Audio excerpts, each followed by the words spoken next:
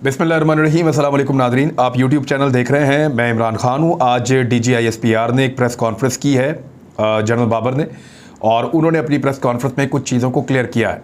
5 बुनियादी नुकात हैं जिनके ऊपर मैं बात करूँगा और आपके सामने रखूँगा इनके हक़ाइक़। इससे बहुत प्रोपेगेंडा किया जा रहा है सोशल मीडिया पे। बाज़ लोग फ़ौज के ख़िलाफ़ भी बात करना शुरू हो गए हैं और बाज़ लोग जो हैं वो हुकूमत के ख़िलाफ़ बात कर रहे हैं, और कुछ लोग साबिका हुकूमत इमरान खान साहब के ऊपर भी कीचड़ उछाल रहे हैं। यानी 3 किस्म का नुक्ता नज़र सामने आया है। लेकिन पहले वो 5 चीज़ें जो फ़ौज के तर्जुमान जनरल बाबर साहब ने जो बातें की हैं वो मैं आपके सामने रख देता हूँ। नंबर 1, उन्होंने कहा कि आलमी साजिश का लफ्ज़ नहीं है। वो जो एक मुश्तरका एलामिया जारी किया गया था नेशनल सिक्योरिटी कमेटी का, जिसको इमरान खान साहब ने बतौर वज़ीर-ए-आज़म चेयर किया था, और सर्विसेज चीफ उसके अंदर मौजूद थे, आर्मी चीफ DGI और बाकी लोग भी। उस एलामिया के अंदर उन्होंने कहा कि आलमी साजिश का लफ्ज़ नहीं है। ये याद रखिएगा, एक नुक्ता ये है। दूसरा नुक्ता जो इसमें बोला DGISPR ने, जो ख़ास चीज़ें हैं वो मैं आपके सामने सिर्फ रख रहा हूँ। दूसरी चीज़ उन्होंने कही कि इमरान खान ने ख़ुद कहा था कि मैं इस्तीफ़ा देता हूँ, अदम एतमाद वापस करवा ली जाए। ये दूसरी चीज़ है। ये उस वक्त की बात है जब इमरान खान साहब की नेगोशिएशंस चल रही थी इदारों के साथ, और उस वक्त उन्होंने ये कहा भी था कि मुझे 3 ऑप्शंस दिए गए हैं कि या तो तहरीक अदम एतमाद का सामना करो, या मुस्ताफ़ी हो जाओ, तो या फिर जो है वो इंतखाबात करवाए जाएँ। अब उन्होंने कहा था कि इंतखाबात वाली ऑप्शन ठीक है। बहरहाल तीसरा जो नुक्ता उठाया गया वो ये था कि अमेरिका ने फ़ौजी अड्डे कभी नहीं मांगे, या अमेरिका ने कभी नहीं कहा कि उन्हें पाकिस्तान से फ़ौजी अड्डे चाहिए।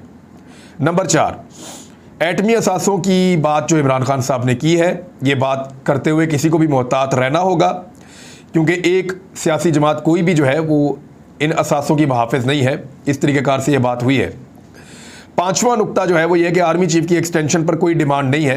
29 नवंबर को वो रिटायर हो जाएंगे जनरल कमर जावेद बाजवा साहब। तो ये 5 चीज़ें आप अपने दिमाग में रख लें, और इनके ऊपर अब हम बात करेंगे कि DGISPR ने क्या कहा और जो हक़ाइक़ हैं वो किस तरीके से अब सामने आ रहे हैं। नंबर 1, बैरूनी मुदाखलत हुई है, साजिश का लफ्ज़ उसके अंदर मौजूद नहीं है। देखिए, यही तो करना था। इमरान खान साहब ने जो मामला उठाया था वो ये उठाया था कि बाहर से मुदाखलत हो रही है पाकिस्तान के अंदर, और जो मुश्तरका एलामिया है नेशनल सिक्योरिटी कमेटी का, उसमें बाकायदा ये लिखा हुआ है कि बैरूनी मुदाखलत इसको तसव्वुर किया जाता है, बदतरीन बैरूनी मुदाखलत, और इसको किसी सूरत भी बर्दाश्त नहीं किया जाएगा। और इसके जो अल्फाज इसके अंदर इस्तेमाल किए गए हैं वो डिप्लोमेटिक नहीं हैं, अनडिप्लोमेटिक हैं। सफारती आदाब का उनमें ख्याल नहीं रखा गया। ये उस एलामिया के अंदर लिखा गया था। अब बाहर से मुदाखलत हो गई, इसका सबूत आपके पास आ गया कि अमेरिका पाकिस्तान के अंदर मुदाखलत कर रहा है। अब आपने साजिश पकड़नी है। अमेरिका ने तो साजिश कर ली, आपने पाकिस्तान के अंदर उस साजिश को साबित करना है। तो उसके लिए इंक्वायरी होगी, उसके लिए इदारों के अंदर जो इंटेलिजेंट लोग हैं वो बैठेंगे, उसके लिए डाटा फ्राहम किया जाएगा, उसके लिए एक लंबा कमीशन बन के उसकी तहकीकात करेगा। तब पता चलेगा कि बाहर से जो मुदाखलत हुई है वो एक साजिश पूरी बनी या नहीं बनी। इमरान खान साहब ने एलामिया के अंदर बेशक यही लिखा है कि बैरूनी मुदाखलत, एलामिया में नहीं लिखा बैरूनी साजिश, क्योंकि एलामिया में अगर ये लिख दिया जाता बैरूनी साजिश तो ये खेल उसी दिन ख़त्म हो जाता। एलामिया में बैरूनी साजिश लिखना बिल्कुल गलत था, और अगर वो लिख देते तो खेल उस दिन ख़त्म हो जाता। पाकिस्तान की सारी पॉलिटिकल पार्टीज जो है जो इमरान खान के ख़िलाफ़ हैं वो गद्दार डिक्लेयर हो जाती। तो वो क्योंकि कबल अज़ वक्त था, तो इसलिए एलामिया में लिखा गया कि ये एक बदतरीन बैरूनी मुदाखलत है और इसको किसी भी सूरत में कबूल नहीं किया जाएगा। ये एलामिया के अंदर लिखा हुआ है। यानी अमेरिका पाकिस्तान में रजीम चेंज करना चाहता है, ये एक बदतरीन बैरूनी मुदाखलत है, इसको तस्लीम नहीं किया जाएगा।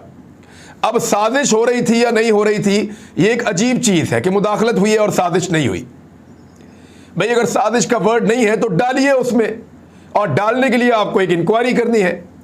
इंक्वायरी में आपने देखना है कि अमेरिकन क्या पाकिस्तानियों से पिछले 10 साल में इसी तरह मिलते रहे हैं, या इन 3-4 महीनों में किसी और तरीके से मिले हैं। क्या अमेरिकन की मुलाकातें जिस तवातर से पहले होती थी उसी तरह हुई हैं, या मुख्तलिफ अंदाज में हुई हैं। अमेरिकन जिस किस्म के लोगों से अब मिले हैं इसी तरह मिलते रहे हैं या मुख्तलिफ अंदाज में मिले हैं। वो लोग जो मुनहरिफ हुए वो अमेरिकन से कब कब मिले, वो सहाफ़ी जिन्होंने सारे मामले को उठाया वो अमेरिकन से कब कब मिले। एक टीवी चैनल का मालिक वो अमेरिका के मखसूस लोगों से मिलता है और उसके बाद पाकिस्तान की तमाम पॉलिटिकल पार्टी से रब्ता करता है और उसका चैनल लगातार उस हुकूमत को गिराने के लिए प्रोपेगेंडा करता है। ये सारी चीज़ें जब आप इकट्ठी करके देखते हैं तो फिर आपको समझ आती है कि बैरूनी मुदाखलत कैसे साजिश में बदल गई। जैसा हुआ अमेरिका ने खुद तस्लीम किया और दर्जनों मरतबा तस्लीम किया कि उन्होंने दुनिया के कई ममालिक में रजीम तब्दील किया है, यानी उन्होंने दुनिया के कई ममालिक में इम्पोर्टेड हुकूमतें बनाई हैं और वहाँ पे मौजूद अवामी हुकूमतें गिराई हैं। ये अमेरिकन कहते हैं। दुनिया भर में इसके ऊपर इंक्वायरी रिपोर्ट्स मौजूद हैं। पाकिस्तान अगर इसके ऊपर एक और इंक्वायरी करता है तो इसकी रिपोर्ट भी उन रिपोर्टों के अंदर मौजूद हो सकती है। तो ये तो पहला नुक्ता आ गया जिसके ऊपर बहुत सारे लोग कह रहे हैं जी बताओ अब तो DGISPR ने कह दिया कोई साजिश नहीं है। लेकिन उसी DGISPR ने कहा कि ये जो खुफिया लेटर है ये एक बैरूनी मुदाखलत है, बैरूनी मुदाखलत है। तो अगर अब किसी को गैरत नहीं आ रही है, कोई ये कहता है कि भाई हमें ये वाली गाली दोगे तो हम बुरा मनाएंगे, ये वाली गाली दोगे तो हम बुरा नहीं मनाएंगे, तो ये तो फिर उसकी अपनी मर्जी है। लोग इसको जो मर्जी जो है वो जामा पहना रहे हैं, जो मर्जी मानी इस बात को दे रहे हैं।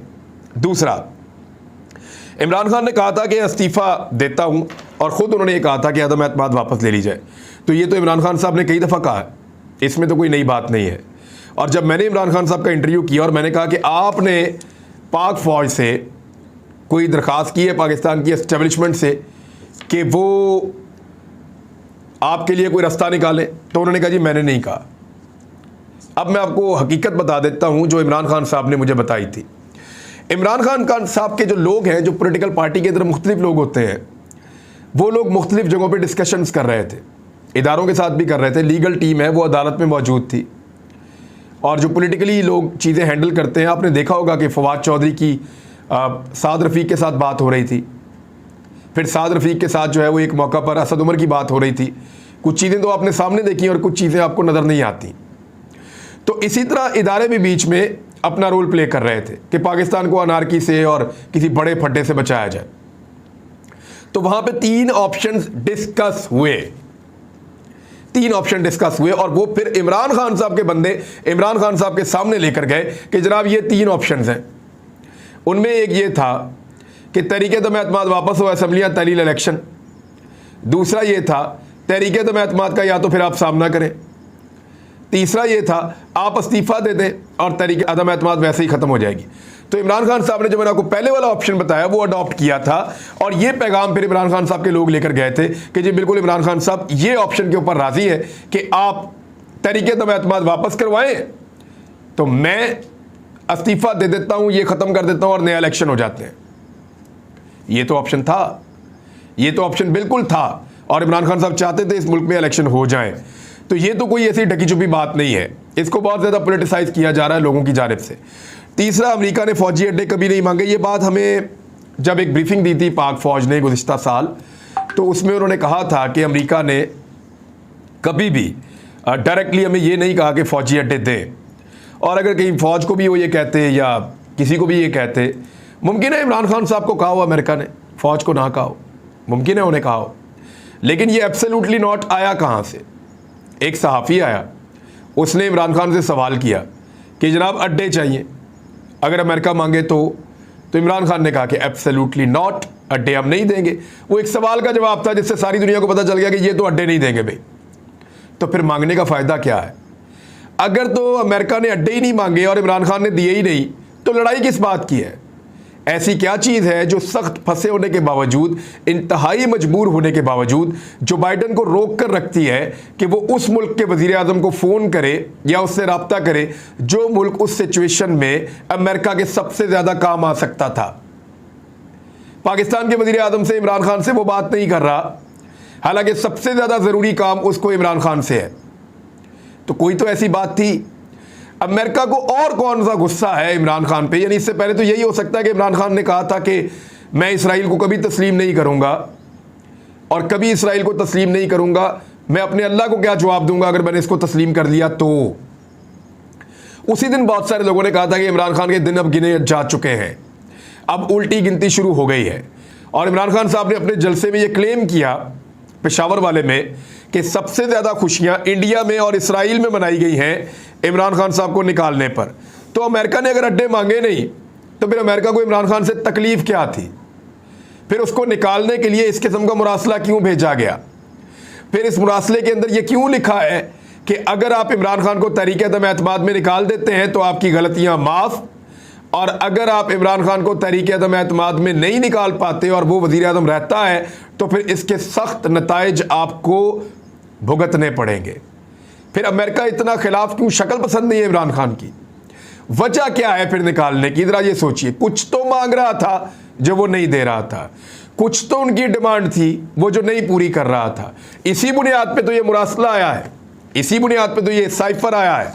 तो मामले को छोटे छोटे जुमलों के अंदर हम कवर नहीं कर सकते, उसको ब्रॉडर पिक्चर को देखना होता है कि वाकई में अमेरिका इमरान खान का दुश्मन है या नहीं।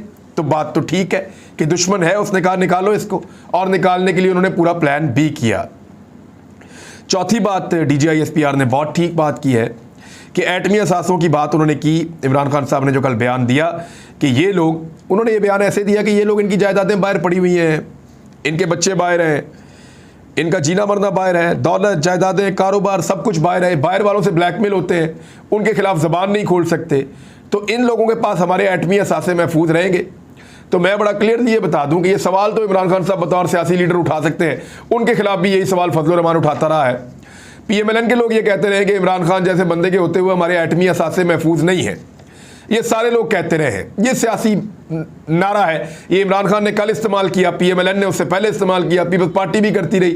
पीपल्स पार्टी ने उतना नहीं किया, लेकिन फजल रहमान साहब बहुत ज़्यादा करते रहे। लेकिन ये गैर ज़रूरी है इसलिए कि पाकिस्तान के एटमी असासे पाकिस्तान की फोर्सेस की जिम्मेदारी है, और यही पाकिस्तान के पास एक वाहिद डेटरेंस है। इंडिया के मुकाबले में हमारी फ़ौज उतनी ताकतवर नहीं है, हमारे पास उतने हथियार नहीं है। इंडिया के मुकाबले में हमारी फ़ौज बहुत छोटी है, हमारा फ़ौजी बजट भी बहुत छोटा है, हमारे हथियार जो है उनकी तादाद भी बहुत कम है, और इंडिया अब जदीद से जदीद नए से नए हथियार ख़रीद रहा है। पाकिस्तान उसका मुकाबला करने के लिए हथियार लेता रहता है, लेकिन हमारे पास जो वाहिद और बड़ी डेटरेंस मौजूद है जिसकी वजह से इंडिया कोई ऐसी हरकत नहीं कर पाता जो शायद वो बार बार करता, वो हमारे एटमी असासे और हमारे एटमी हथियार हैं, और उनकी निगरानी और उनकी हिफाजत जो है वो हमारी फोर्सेस के ज़िम्मे है। मेरे ख्याल में उसके ऊपर तो कोई भी समझौता नहीं कर सकता, और कोई पॉलिटिकल पार्टी चाहे भी, या सारी पॉलिटिकल पार्टीज मिलकर भी चाहे, तो तब भी आप अपने एटमी असासों को कुर्बान नहीं कर सकते। यानी जुल्फ़िकार अली भुट्टो के दौर में चलता रहा, ज़िया उल हक के दौर में चलता रहा, बेनज़ीर का दौर आया, नवाज शरीफ का दौर आया, बेनज़ीर का दौर आया, नवाज शरीफ का दौर आया, हमने एटमी धमाके कर दिए, फिर चलता रहा। परवेज़ मुशर्रफ का दौर है, हमने उसके अंदर जो है वो एटमी हथियार बनाए, फिर यानी एटम बम तो हमने बना लिया था, उसको ले जाने के लिए हमारे पास मिसाइल की टेक्नोलॉजी नहीं थी, फिर हमने वो बनाया, और फिर जदीद तरीन हमने अपने मिसाइल तैयार किए। और फिर उसके बाद पीपल्स पार्टी का दौर आया, नून लीग का दौर आया, PTI का दौर है। ये कभी नहीं होगा कि आपके एटमी असासे जो हैं वो इस तरह बिक जाएंगे, लेकिन ये पॉलिटिकल नुक्ते और नारे के तौर पे सब लोग इस्तेमाल करते रहे। कल इसको इमरान खान साहब ने भी वैसे ही इस्तेमाल किया है, लेकिन इससे पहले कभी फ़ौज ने इसके बारे में ऐसे जवाबी स्टेटमेंट नहीं दिया। लेकिन ये भी एक सवाल था, और सवाल के जवाब के अंदर ये हुआ, तो एक गैर ज़रूरी चीज़ है। नंबर 5वां, आर्मी चीफ की एक्सटेंशन पर कोई डिमांड नहीं है। 29 तारीख को नवंबर की आर्मी चीफ रिटायर हो जाएंगे, ये बात ठीक है, क्योंकि आर्मी चीफ कमर जमील बाजवा साहब ने जब हमसे बात की थी, हमसे मुलाकात की थी गुज़िश्ता साल रमज़ान में, उसके बाद भी हुई थी, तो एक्सटेंशन के ऊपर जब बात हुई तो वो साफ कहते हैं कि जी मैं एक्सटेंशन अब नहीं लेना चाहता, मुझे पहले एक्सटेंशन मिली है और जो टाइम मैंने देखा है तो मैं ये चाहता हूँ कि मैं अब अपने बच्चों के साथ, बच्चों के साथ टाइम गुजारूँ, और मैं अपनी रिटायरमेंट की ज़िंदगी गुजारना चाहता हूँ। तो जनरल कमर जावेद बाजवा 29 नवंबर को रिटायर हो जाएंगे, और ये जो एक प्रोपेगेंडा फैलाया गया जियो न्यूज़ पे, दीगर पाकिस्तान के कुछ चैनल्स पे, और BBC ने ये किया कि इमरान खान साहब के ऊपर हाथ उठाया, फ़ौजी क़यादत ने आकर उनके ऊपर टॉर्चर किया और वहाँ हेलीकॉप्टर में पहुँचे, और ये इसको बहुत सारे PMLN के सहाफ़ी जो है वो बाय कर रहे थे, वो सारा झूठ निकला है। कुछ लोग कह रहे थे कि इमरान खान साहब, और TV पे खबरें चल रही थी कि आर्मी चीफ को ओहदे से हटा रहे हैं इमरान खान साहब, और जो स्पेशल कैबिनेट की मीटिंग बुलाई है उसके अंदर उनको डी नोटिफाई कर रहे हैं, आर्मी चीफ को ओहदे से हटाकर किसी और को आर्मी चीफ बनाने वाले हैं। तो ये इन सारी चीज़ों की तरदीद हो गई। ऐसा उस रात कुछ नहीं हुआ था। मैं खुद उस रात वहाँ पे मौजूद था, मैं खुद इस चीज़ का गवाह हूँ। तो अब ये चीज़ें बड़ी क्लियर हैं और आपके सामने हैं। तो ये आर्मी चीफ के जो तर्जुमान हैं, यानी पाक फ़ौज के जो तर्जुमान हैं जनरल बाबर, उनकी एक ISPR के DG की एक प्रेस कॉन्फ्रेंस थी और उसमें बहुत सारी चीज़ें अब क्लियर हो गई हैं कि बैरूनी मुदाखलत हुई है। यानी ये हम शुक्रिया अदा करते हैं पाक फ़ौज के तर्जुमान का कि उन्होंने ये चीज़ कंफर्म की कि पाकिस्तान के अंदर रजीम चेंज के लिए एक बैरूनी मुदाखलत हुई है, जिसके ऊपर पाकिस्तान ने डिमार्च भी भेजा है। तो ये जो बैरूनी मुदाखलत हुई है, इसी के ऊपर तो इमरान खान और पूरा पाकिस्तान बाहर निकला है। तो पाक फ़ौज ने उसको स्टैंप कर दिया है। साजिश साबित करने के लिए हमें इंक्वायरी करनी पड़ेगी, एक बड़ी ऐसी इंक्वायरी शुरू करनी पड़ेगी जो तमाम पॉलिटिकल पार्टीज़ और तमाम स्टेक होल्डर्स, ख़ुसूसन पाकिस्तान तहरीक इंसाफ को काबिल कबूल हो। तो फिर जो है वो ये मामला आगे बढ़ेगा। लेकिन मुदाखलत जो है उसको कंफर्म कर दिया है पाकिस्तान की फ़ौज के तर्जुमान ने। तो ये अब मामला यहाँ से आगे बढ़ेगा। अब तक के लिए इतने, अपना ख्याल रखिएगा, अपने इस चैनल का भी। अल्लाह हाफ़िज़।